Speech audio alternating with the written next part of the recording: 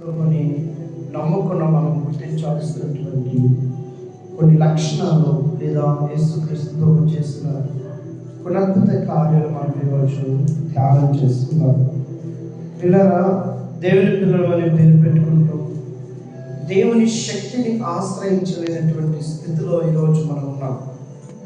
దేవుని పిల్లలుగా ఆయన పిల్లలమని చెప్పుకుంటూనే ఆయనకి తగినట్లుగా జీవించలేకపోతూ ఉన్నాం. ఆయన పిల్లలమని చెప్పుకుంటూనే ఆయన నుండి సహాయాన్ని పొందుకోలేనటువంటి స్థితిలో ఉన్నాం. దీనికి రెండు కారణాలు. ఒకటి, మన అవిశ్వాసం, నమ్మలేకపోవడం దేవుని. రెండవది, దేవునికి విరోధంగా జీవించడం, పాపభరితమైన బ్రతుకులు బ్రతకడం. అందుకే యెషయా గ్రంథంలో రాయబడుతుంది కదా, రక్షింపలేకున్నట్లు నా హస్తం కూర్చుక లేదు, నీ ప్రార్థన వినకపోవడం నా చెవులు మందంగా లేవు, నీకు నాకు మధ్య నీ పాపములే అడ్డుగా ఉన్నాయి. మన నోటి ద్వారా, మన చూపుల ద్వారా, మన హృదయంలో ఇతరుల పట్ల కలిగి ఉండేటువంటి వైఖరి ఏదైతే ఉందో అది దేవునికి మనకి మధ్యలో ఒక అడ్డుగోడలా వస్తాం. కాబట్టి మనం వాటిని ఒప్పుకుని దేవుని సన్నిధిలో విడిచిపెట్టాలి. ఎప్పటికప్పుడు మనం శుద్ధి చేసుకోవాలి, మనం పరీక్ష చేసుకోవాలి. అప్పుడు మన ప్రార్థన దేవుని సన్నిధించాలి. ఇవి రెండు కారణాలు. ఒకటి, నమ్మలేకపోవడం. రెండవది, దేవునికి ఇష్టంగా జీవించుకోవడం. పాపంలో మనం, పాపం అంటే నరహత్య, వ్యభిచారం, అక్కడ వరకు వెళ్ళిపోవలసింది. కనీసం నీ తోటి సహోదరుని క్షమించలేకపోవడం కూడా పాపం. దేవునికి స్తోత్రం. హల్లెలూయా.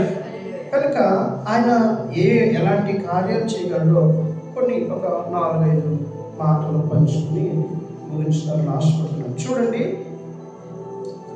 మత్తయి సువార్త 14వ అధ్యాయము 36వ వచనం. మత్తయి సువార్త 14వ అధ్యాయము 36వ వచనంలో ఒక మాట చదువుదాం.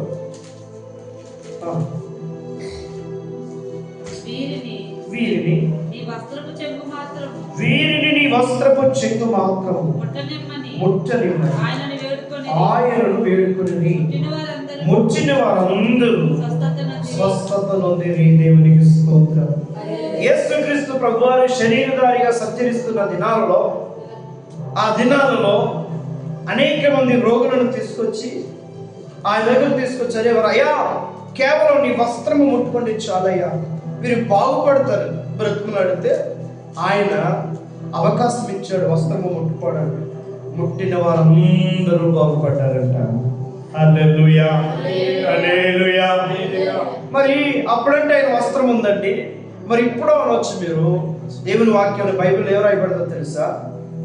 ఆయన మందిరం పైన ఆయన వస్త్రము కప్పబడిందని బైబిల్ రాయబడింది. దేవునికి స్తోత్రం. హల్లెలూయా. అనంటే దేవుని సన్నిధికి వస్తున్నాను. ఎక్కడికి వచ్చావు? ఆయన వస్త్రములోనికి వచ్చావు.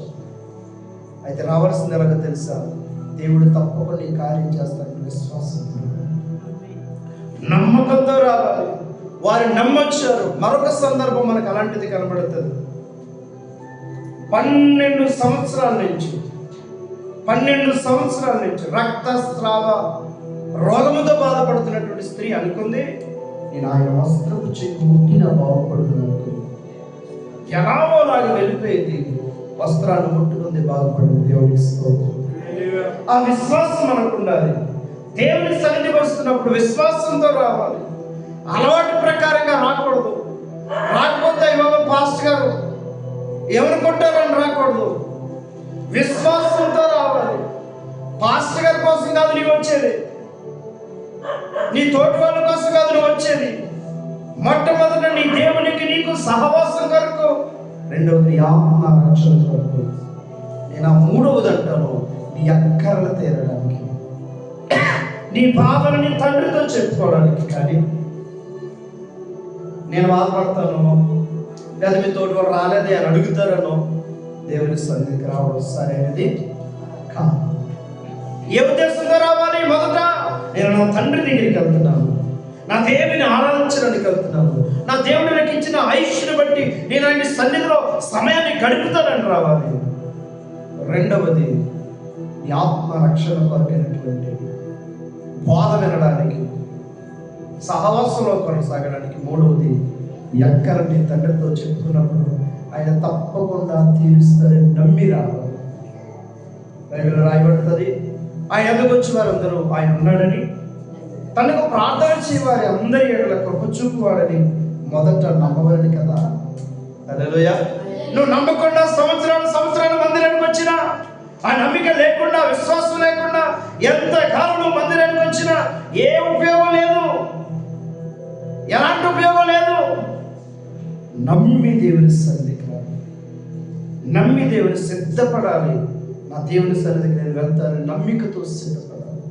అది లేని రోజున నువ్వు రావడం పోవడం వ్యర్థమవుతుంది. సుమండి, ఆయన వస్త్రములో దేవుడు అద్భుతం చేశాడు. హల్లెలూయా, హల్లెలూయా.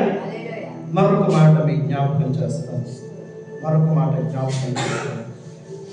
మత్తయి సువార్త, అదే మత్తయి సువార్త 8వ అధ్యాయము 1 నుంచి 18 వచనాల వరకు ఒక సందర్భం రాయబడుతుంది.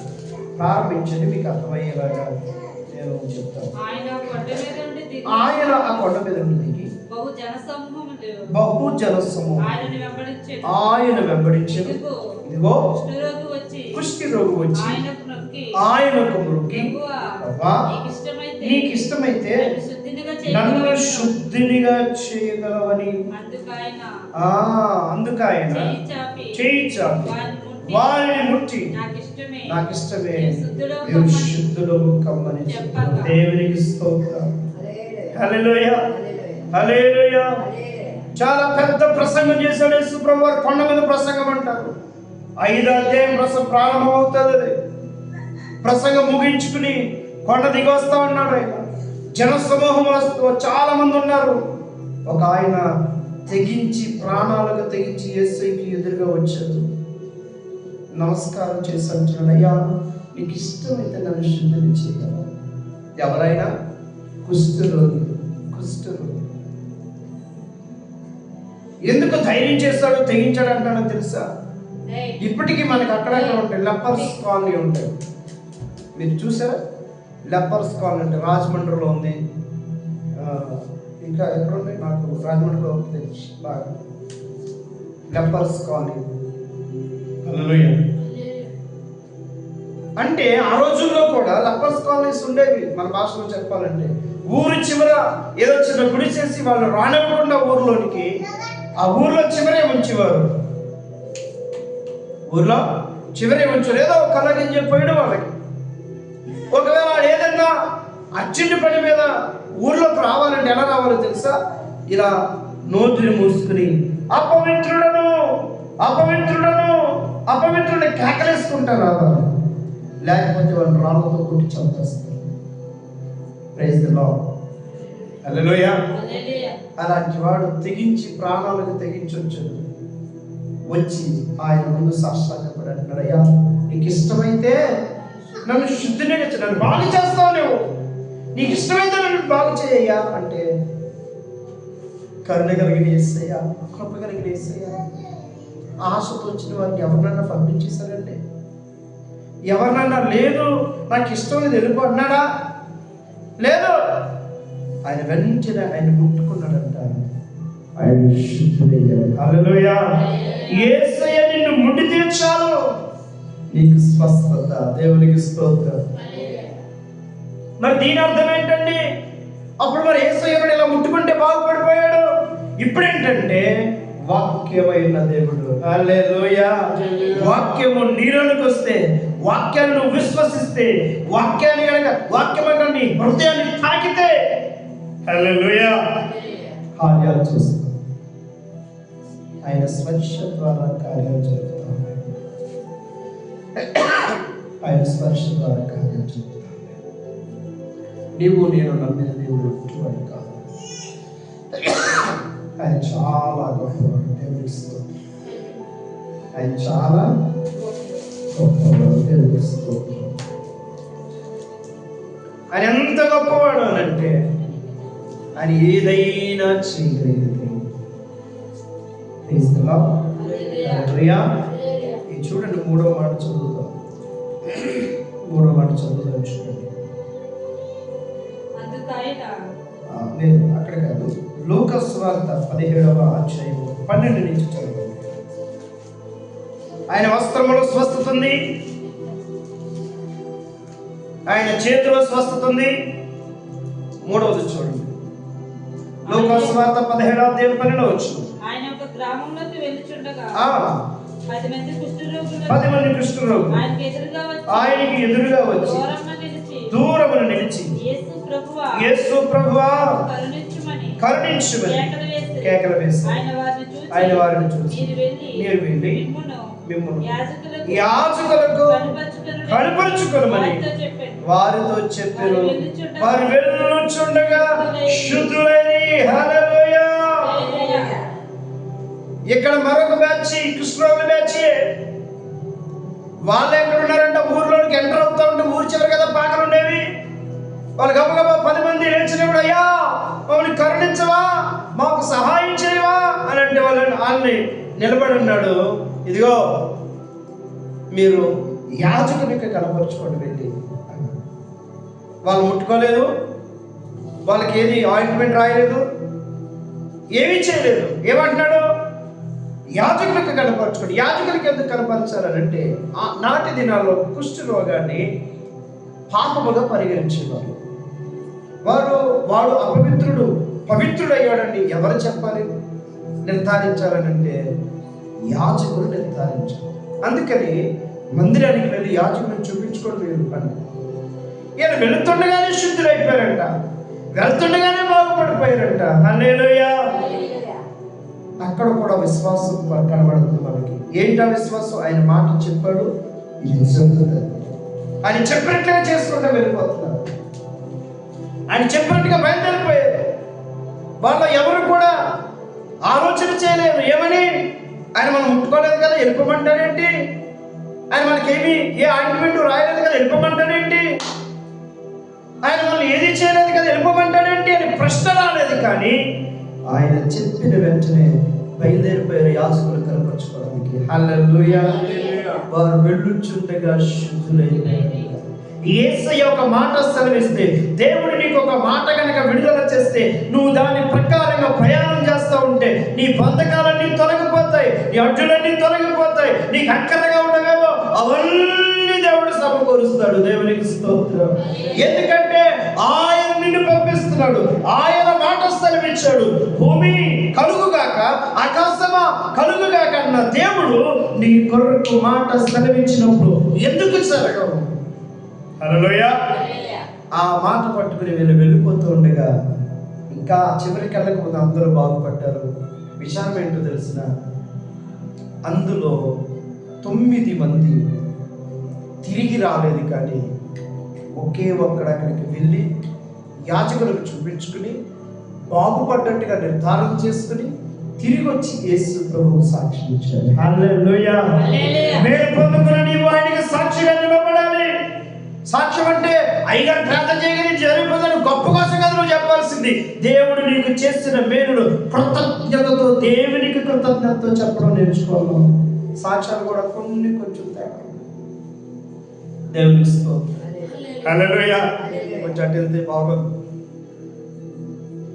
నీ సాక్ష్యం దేవుని కొరకు తెలుసా? దేవుని మహిమపరచాలి. నీ సాక్ష్యం దేవుని కొరకు తెలుసా?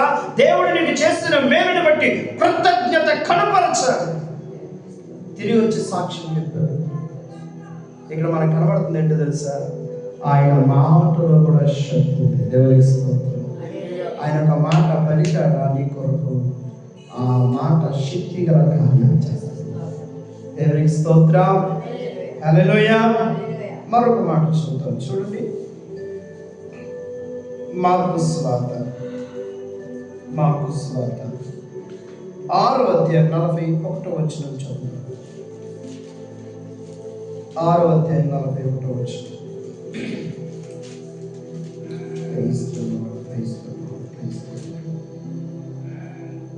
మార్కు సువార్త 6వ అధ్యాయం 41వ వచనం చదువుతారా? అంతటా ఆయన ఆ 5 రొట్టెలు 2 చేపలు పట్టుకుని ఆకాశము వైపు కన్నులెత్తి ఆశీర్వదించి ఆ రొట్టెలు విరిచి వారికి వడ్డించాడు. ఆ 2 చేపలను అందరికీ పంచిపెట్టి వారందరూ తిని తృప్తి పొందిన తరువాత మిగిలిన చేపలను రొట్టెలను 12 గంపలను ఎత్తిరి. దేవునికి స్తోత్రం. హల్లెలూయా. 3 రోజుల మీటింగ్స్ అయిపోయి మీరు ఉపవాసంతో ఇంటికి వెళ్తే దారిలో కనుక కళ్ళు తిరిగి పడిపోతారేమో. యేసు ప్రభువు అన్నాడు, మీరే భోజనం పెట్టదండి. అయ్యా మా దగ్గర ఏముందన్నారు. సరే మీ దగ్గర ఏముందో చెప్పండి. ఒక చిన్న కుర్రోడి దగ్గర 5 రొట్టెలు 2 చేపలు. ఆడ తెచ్చుకున్న భోజనం కూడా ఆడ తినలేదన్నమాట పాపం. అంతగా దేవుని సన్నిధిలో ఏమంటారు ఐక్యమైపోయాడు దేవుని సన్నిధిలో. హల్లెలూయా. అప్పుడు అవి యేసయ్య చేతికి ఇస్తే వాటిని ఆశీర్వదించాడు. దేవునికి స్తోత్రం. ఆశీర్వదించినప్పుడు అవి వృద్ధి చెందాయి, మల్టిప్లై అయ్యాయి. దేవునికి స్తోత్రం. నా జీవితాలు యేసయ్య చేతికి అప్పగిస్తే ఆశీర్వదించబడతాయి. దేవునికి స్తోత్రం. యేసయ్య చేతికి అప్పగించుకోవాలి.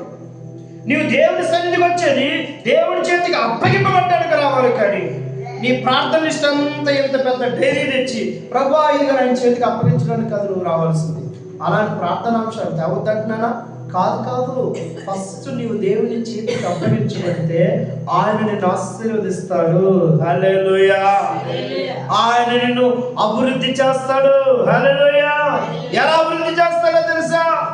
యేసేపును అభివృద్ధి చేస్తున్నట్లుగా చేస్తాడు. అనంటే రాజుని కిరీటాన్ని ఊహించుకోండి. నా ఉద్దేశం ఏంటో తెలుసా? తన వారికి భోజనం పెట్టే స్థాయిలో యేసేపును దీవించాడు. హల్లెలూయా. అనేకులకు ఆశీర్వాదకరంగా క్రైస్తవుడు ఆశీర్వదింపబడ్డాడంటే అర్థం ఏంటో తెలుసా? అనేకులకు ఆశీర్వాదకరంగా ఉండడమే క్రైస్తవుడి నిజమైన ఆశీర్వాదం. దేవుని బిడ్డల నిజమైన ఆశీర్వాదం నాకు నేను వేల మందిని పెట్టుకోవడం కాదు, నేను అనేకులకు ఆశీర్వాదకరంగా ఉండడమే నిజమైన ఆశీర్వాదం. హల్లెలూయా. నీవు దేవుని చేతిలోకి వస్తే నీవు ఆశీర్వదింపబడతావు, విస్తరిస్తావు. చాలా మంది గురించి నేను చెప్పచ్చు. ఒక స్త్రీ గురించి మీతో చెప్తాను. ఆమె పేరు పండిత రామాబాయి. నేను క్లుప్తంగా చెప్తాను ఆ గురించి. వారి కుటుంబము నిష్ఠ కలిగిన బ్రాహ్మణ కుటుంబం. ఆయా గ్రామాలు తిరిగి పుణ్యక్షేత్రాలు తిరిగి వారికి ఉన్నటువంటి వృత్తి ప్రకారంగా ఆ గ్రంథాలను బోధిస్తూ ఆ గ్రంథాలను ప్రకటిస్తూ కొనసాగేవారు. కారణాలు ఏవో పూర్తిగా మనకు తెలియదు. కానీ తల్లిదండ్రులు చనిపోయారు. చిన్న వయసులో పెళ్లి చేసుకుంటే ఒక పాప పుట్టిన తర్వాత భర్త చనిపోయాడు. ఒక అన్నయ్య తోడుంటే కొన్ని రోజులకి ఆ అన్నయ్య కూడా చనిపోయాడు. ఇక మిగిలింది రామాబాయి, తనకున్న చిన్న కూతురు. వీరు ఎవరో ఒక క్రిస్టియన్ ఆశ్రమానికి పరిచయం చేస్తే అక్కడికి వెళ్ళి తలదాచుకుంటుంది. అక్కడ దేవుని వాక్యాలు వింటా ఉంది. వారు చేస్తున్న భారమైన ప్రార్థనలు చూస్తూ ఉంది. రాను రాను మారు మనసు వచ్చింది. ఆమె జీవితం యేసయ్య చేతిలో పెట్టింది. హల్లెలూయా. తర్వాత ఏం జరిగిందో తెలుసా? ముక్తి మిషనరీ ప్రారంభించి అనేకులకు ఆశీర్వాదకరంగా వేయించింది. దేవునికి స్తోత్రం. మీకు కావాలంటే యూట్యూబ్లో పండిత రామాబాయి అని మీరు కనుక సెర్చ్ చేస్తే ఆయన కూర్చున్న వీడియోలు వస్తే మీరు వినండి పూర్తిగా. నేను చెప్తున్న అబద్ధం కాదు. ఏం చెప్పాలనుకుంటున్నాను తెలుసా? నీ జీవితము పూర్తిగా దేవుని చేతిలో పెడితే అనేకులకు ఆశీర్వాదకరంగా. అక్కడ చిన్న పిల్లల దగ్గర ఉన్న 5 రొట్టెలు 2 చేపలే యేసయ్య చేతికి ఇవ్వగా అనేకులు తిని తృప్తి పొందే విధముగా ఇచ్చినోడు ఏమైనా ఆకలితో పోయాడా? ఆడిచ్చిన 7 చిన్న కానీ 12 గంపలు తీసుకెళ్ళాడు. నేను కష్టపడితే నాకేంటండి దేవుని కొరకు, ఇతరుల కొరకు నేను కష్టపడితే నాకేంటండి, నేను ఖర్చు అయితే నాకేంటండి అంట. దేవుడు ఒట్టిని విడిచిపెట్టడు, నిన్ను అత్యధికంగా ఆశీర్వదిస్తాడు. పెద్దలు అంటారు కదా, పెట్టే చెయ్యప్పుడు పైనే ఉంటుంది, పుచ్చుకునే చెయ్యప్పుడు కిందే ఉంటుంది. నువ్వు పెట్టే మనస్సు నీకుంటే నిన్ను పెట్టేటట్టుగానే దేవుడు దీవిస్తాడు. Praise the Lord. హల్లెలూయా. ఆయన చేతిలో కూడా గొప్ప మహిమ, అద్భుతం ఉంది. మరొక మాట చదువుతూ మనం ప్రార్థన చేస్తున్నాం. మరొక మాట చదివి ప్రార్థన చేద్దాం. చూడండి, యోహాను సువార్త 11వ అధ్యాయము 39వ వచనం. యోహాను సువార్త 11వ అధ్యాయం 39వ వచనం.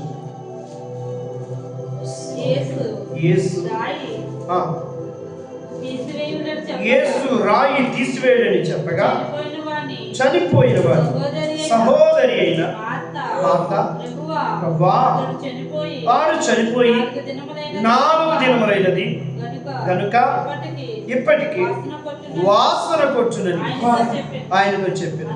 అందుకు యేసు, నీవు నమ్మిన యెడల దేవుని మహిమ చూతువని నేను నీతో చెప్పలేదా అని ఆమెతో అనెను. అంతటా వారు రాయి తీసివేసి యేసు కన్నులు తండ్రి, నీవు నా మనవి వినునందున నీకు కృతజ్ఞతాస్తుతులు చెల్లించుచున్నాను. నీవు ఎల్లప్పుడూ నా మనవి వినుచున్నావని నేను ఎరుగుదును గాని నీవు నన్ను పంపితివని చుట్టూ నిలిచి ఉన్న జన సమూహములు నమ్మునట్లు ఈ మాట చెప్పితినని అలాగ చెప్పి లాజరు బయటికి రమ్మని బిగ్గరగా చెప్పగా చనిపోయిన వాడు కాళ్ళు చేతులకు ప్రేత వస్త్రము కట్టబడి వెలుపలికి వచ్చిన దేవునికి స్తోత్రం. హల్లెలూయా, హల్లెలూయా. ఆయన మాటకు మరణం మీద కూడా శక్తి ఉంది. అయిపోయింది నా జీవితం, ఇక్కడతో చాప్టర్ క్లోజ్ అనుకుంటున్నావేమో. లేదు, ఆయన మాటకు కనుక నీవు లోబడితే మరణించినది సైతం జీవిస్తుంది. హల్లెలూయా. కనుక ప్రియ బిడ్డలారా, చనిపోయిన వారు సహితం లేకపోతే చనిపోయిన లాజరు బ్రతికి బయటికి వచ్చాడు. అనేక దినాలు మరలా ఆయనతో సహవాసం చేస్తున్నట్లుగా మనం బైబిల్లో చూస్తాం. ఈరోజు నీవు నేను నమ్ముకుంటున్న దేవుణ్ణి, నీవు నేను నమ్ముకుంటున్నటువంటి దేవుని యొక్క అలా వస్త్రములో మహిమ, అలా శక్తి ఉంది. అలాగే ఆయన యొక్క స్పర్శలో ఆయన ముట్టుకున్నా కూడా శక్తి ఉంది. మూడవది, ఆయన మాటలో ఆయన ప్రకటించగానే 10 మంది కుష్ఠరోగులు బాగుపడ్డారు. ఇక ఆయన ముట్టుకుంటే కుష్ఠరోగులు బాగుపడ్డారు. ఆయన మాట్లాడితే ఆయన మాటకు ఇంకా చాలా విషయాలు ఉన్నాయి. దయ్యములు పారిపోయినాయి, మరణము కూడా తొలగిపోయి జీవంతో లాజరు బ్రతుకొచ్చాడు. నువ్వు నమ్ముకుంటున్న దేవుడు అంత గొప్ప దేవుడు. విశ్వాసంతో ప్రార్థించి, నమ్మికతో ప్రార్థించి ప్రార్థన చేద్దామా? విత్తబడిన మాటలు బట్టి ప్రార్థన చేస్తావా? బిడ్డ, ఎంతకాలం మందిరానికి వస్తున్నావు, ఏమీ పొందుకోలేకపోతున్నావు. సమాధానం లేదు, నెమ్మది లేదు.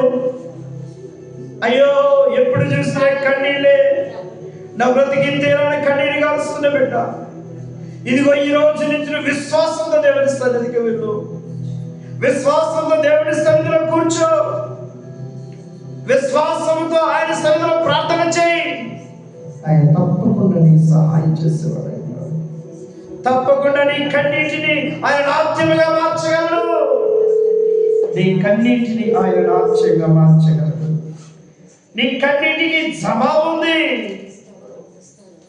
నీ కన్నీటిని ఆయన చూసి వెళ్ళిపోయేవాడు కాదైనా నీ కన్నీటిని తుడిచే దేవుడు, జాలి గల దేవుడు, ప్రేమించే దేవుడు.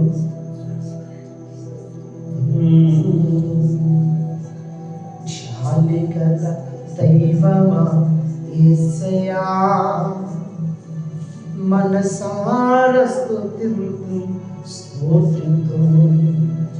నీవు దేవుడు, సర్వశక్తుడు, నీ జాలికి హద్దులు లేవు. నీ ప్రేమకు కొలతలు లేవు. నీవు దేవుడు సర్వశక్తుడు, నీ జాలికి హద్దులు లేవు. నీ ప్రేమకు కొలతలు లేవు. జాలి గల దైవం. నీ కన్నీరుని ఎలా విడిచిపెట్టే దేవుడి కాదు, నీ సమస్యను ఎలా విడిచిపెట్టే దేవుడి కాదు. అయ్యో, ఈ రోజు నుంచి నీ ప్రార్థన మారాలి, నీ విశ్వాసము మారాలి, నీ భక్తి జీవితం మారాలి. మార్చుకుందాం ఈ నూతన సంవత్సరంలో. గతించిన సంవత్సరంలో మోసిన కన్నీరు, ఆ బాధ, దుఃఖము తొలగిపోయే గొప్ప అవకాశం దేవుడు మనకిచ్చారు. విశ్వాసంతో ప్రార్థన చేయండి, దేవునికి ఇష్టమని విడిచిపెట్టండి, తప్పకుండా దేవుడు సహాయం చేస్తాడు. ప్రార్థన. పరిశుద్ధుడైన తండ్రి, నీ మాటలు నీరు కట్టి ఫలింపచేయండి. బిడ్డల హృదయాల్లో నీరు కట్టి ఫలింపచేయండి. విశ్వాసం అనే సన్నిధికి రావడానికి, నీ మాటలు వినడానికి, నీతో సహవాసం చేయడానికి అయ్యా సహాయం చేయండి, పరిశుద్ధ పరిచయం. నీవే నమ్మదగిన దేవుడు అని మీకు మహిమ చెల్లిస్తాను. మహిమ, ఘనత, ప్రభావం మీకు ఆరోపిస్తాను. యేసు క్రీస్తు నామములో ప్రార్థిస్తున్నాము పరమ తండ్రి.